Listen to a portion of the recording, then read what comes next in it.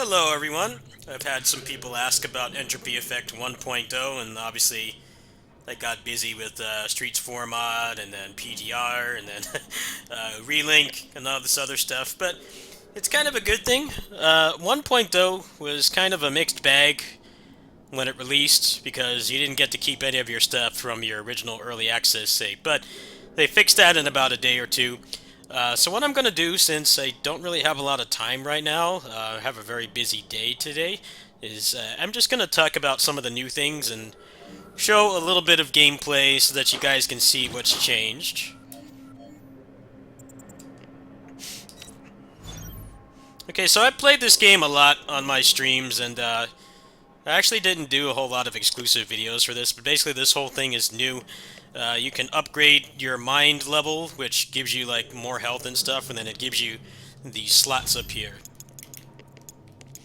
What the slots are passives. Now, some of these are from the early access version, but they also added a bunch of new ones as well. Like I gave myself, my build is currently, as you can see here, more MP, a lot more damage, and then a random Steam sale in the shop, which actually really helps a lot with character power.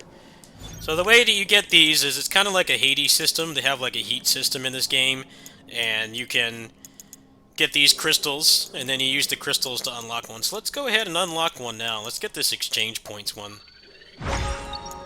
So when you fight a unique boss with a character you haven't fought before, then you'll get a crystal, and I believe it goes up by difficulty. I don't entirely understand the system, I'm sorry, but I do have the majority of them unlocked.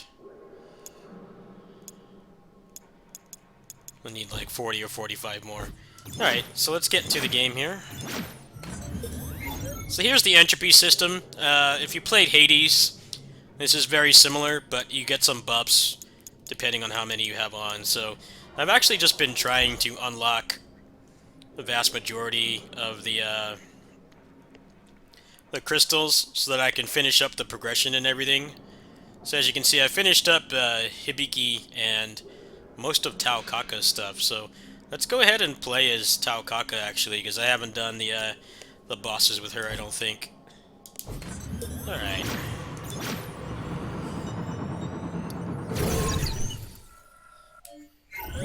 There's been some interesting things I should explain before I get into gameplay. Like, apparently, a bunch of the staff got laid off because I guess they didn't have the cash flow to pay them in time. But then they did like a pretty major update a few days ago with some balance changes and quality of life stuff. So the future of this game was uncertain. I definitely feel like they kind of botched 1.0. They changed a lot of the game. They like completely overhauled it, and the problem with that is when you try to massively change stuff and you don't let people test it, especially people like me. I bought this game frame one. I bought it as soon as it came out because I'd been following it for like a year, and you know, they should have given us some time to actually test that stuff. But luckily, they recovered pretty quick. A lot of people were really pissed off that they didn't get to keep their stuff from early access, but they did fix that, and I think it only took like a day and a half or 2 days, so I managed to get everything unlocked again pretty quickly.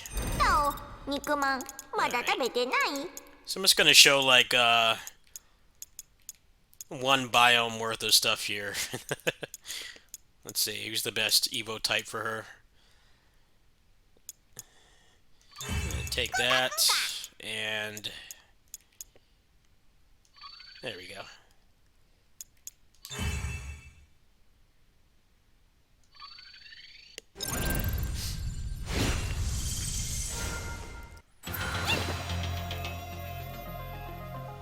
So one of the first things that changed is you get a potential right away.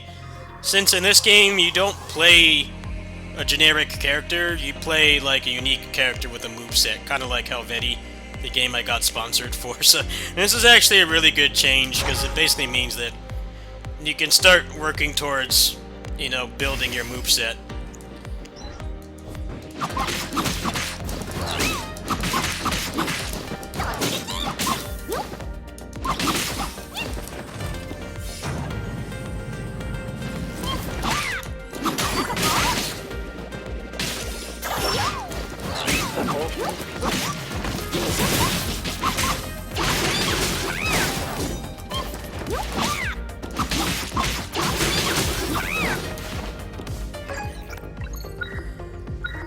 Okay, so potentials work differently here. They basically tell you what the property is, and you can also re-roll now too, right? You could re-roll before, but you get a lot more now.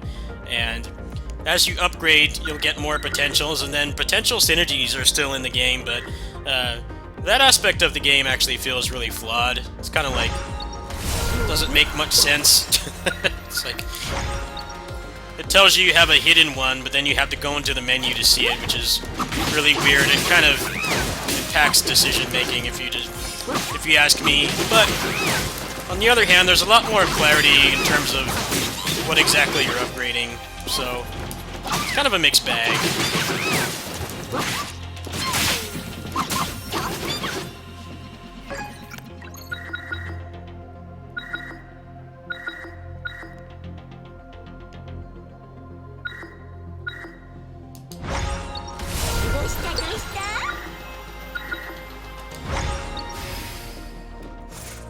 Okay, so you can also have more than 7 potentials, since potentials aren't mutually exclusive anymore, meaning that you can get a bunch for like one upgrade or one part of your moveset. So you generally want to go to the exchange shop and make sure you have at least 150 exchange points so that you can get as many potentials as possible. Alright, so I'm gonna go ahead and go for triple dash. Triple dash is pretty much best in slot for everybody, just because you can iframe through so many attacks. There's no reason to not ever take triple dash. It's one of the things about building in this game that there's no thought required. If you see triple dash, you get it.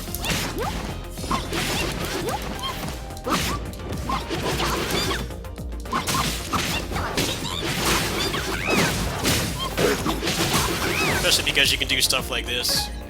Hold on. We're gonna go for the down attack. I forget what it's called. I haven't played Tau and Blazblue since, like, Calamity Trigger.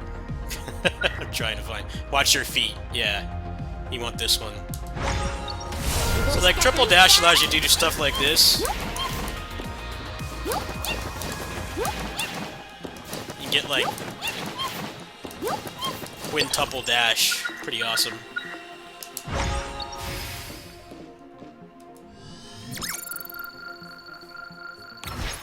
So you used to have to go in here and beg for your extra potential, but now it just has a bunch of other stats.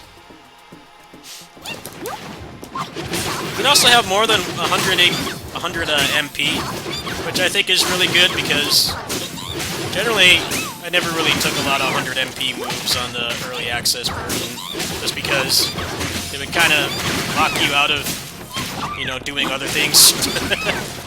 So right now I have 140 because I have the mine node on, or whatever it's called.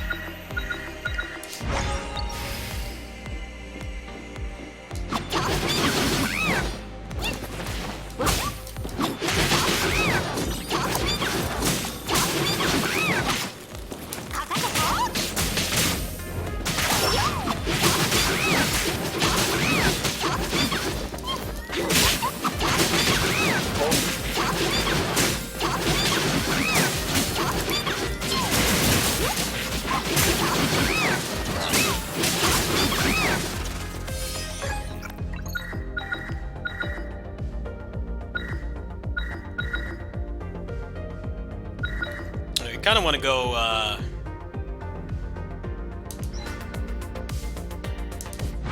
want to go, lightning with her because she attacks so much.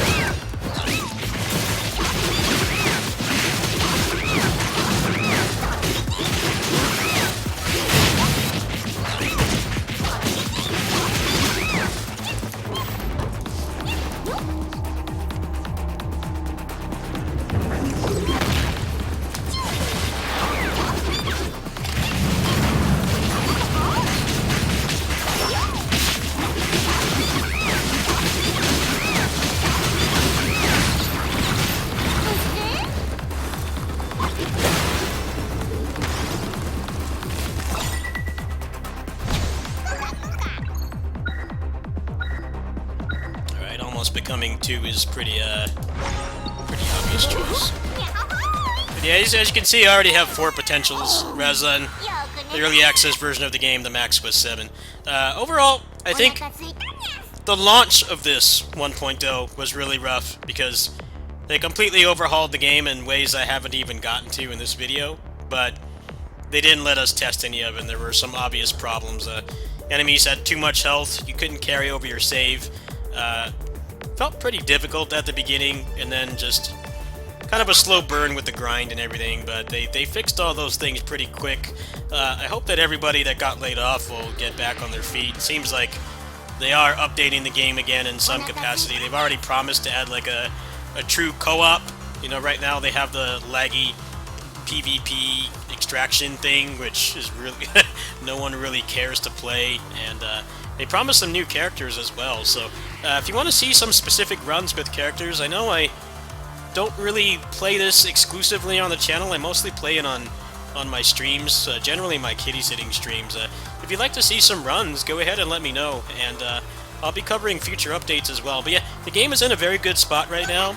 Also, if you have a Steam Deck, I can't recommend this game enough. It's one of the best roguelikes you can play on the Steam Deck. Rock solid performance. They even got the game verified. The text is magnified when you play on Steam Deck. Definitely one of my most played Steam Deck games. Sometimes I just go to McDonald's or a restaurant or something, I just kind of crap out a run. So yeah, if you guys want to see some specific characters, sorry, it's a bit of a tongue twister, go ahead and let me know, and I'll probably get to it later this week. And later today will be the Slave Zero X overview, because I did just finish that game. Thanks for watching.